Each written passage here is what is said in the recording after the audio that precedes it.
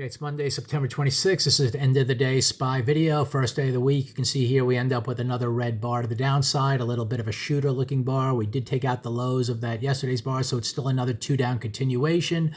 What's interesting is if you look at the 15-minute chart, we did start a little bit to the upside to start, and it wasn't an immediate failure. But when you look back on the chart, you can see the fourth bar of the day was the high of the day, and then we kind of drifted lower.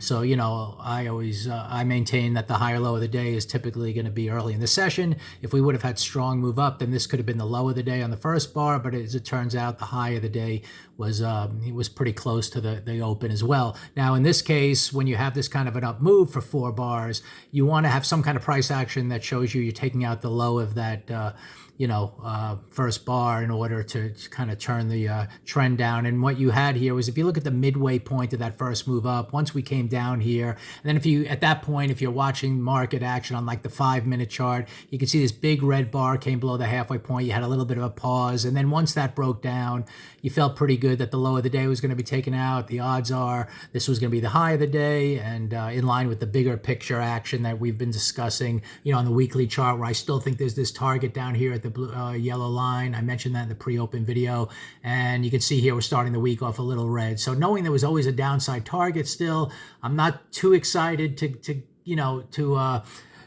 get long or think there's going to be sustained moves to the upside. Let me go back to the 15-minute chart. But, you know, it's always possible, and maybe it would have turned around on Tuesday. But as it looks like we kind of turned around a little bit today, and we're going to head lower. And I guess the odds are, after a day like this with a shooter bar, you're going to probably take out that target. At that point, we'll see, you know, whether we get continuation or failure in the for the rest of the week. So, you know, what I did, though, you know, as it was moving up a little bit, I did notice that a lot of stocks, or half the stocks, let's say, I kind of watched, were moving up strongly, and there were a few you could have played to the upside. Let me go back and see if I can click on it here. Like, I bought Amazon as a first play of the day because that one was moving up strongly above the pre-market high and above this little pivot here, and so it had the potential for a 2-up bar, and I was able to take a small gain on it. I shot a video why I was, you know, I didn't like the follow through, and I saw a lot of other stocks kind of failing to continue higher. But this was one stock to play. I mean, I think the best stock of the day looked like Costco. Yeah, look at that opening, and you could have played that. And this one actually had its typical one move up, pause, second move up on the day. So this was a very strong stock into its gap. You can see here Costco on the daily chart moved up. There were some other ones that were, well, Tesla was a good example. You could have played that a little bit. The only difference there was that one started below the low of yesterday.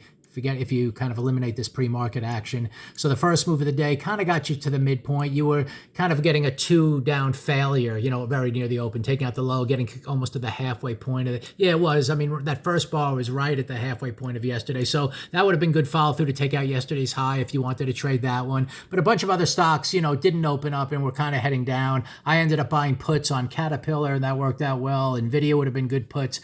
But in terms of the, back to the, well, I'm going to have to type it in here. In terms of the SPY, this is Tesla. We just want to maintain our downward bias and kind of watch, you know, like tomorrow we kind of gap down a little bit after hours. We're kind of staying near the close, so we'll see where that goes pre-market. And again, on the weekly chart, it just seems like we're going to take this red bar and get at least probe the lows, which is this, and that goes back to this big target right here. So let's play that for now. There's other scenarios developing, but we'll get into that another time, you know, maybe tomorrow morning. Monthly chart is still extending to the downside after taking out the green bar lows, and that's kind of why I think we should hit that target. And again, I discussed in the pre-market video why there's this big move down here, potentially, if once we take that out, if we don't reverse, and there's a few little stops along the way, like 3,500. So we'll keep an eye on that. But for now, you know, no big rally. We did have a little up move, but again, it was pretty clear. This is the key, I guess, on this day, is that once you came back to the halfway point of that first move up and kind of, you know, you sensed that you were going to take out that intraday low. So pretty early on, you were comfortable, you know, you were going to be probably, you know, not rallying strongly on the day and getting back in line with the big picture downtrend. So we'll just see what happens tomorrow.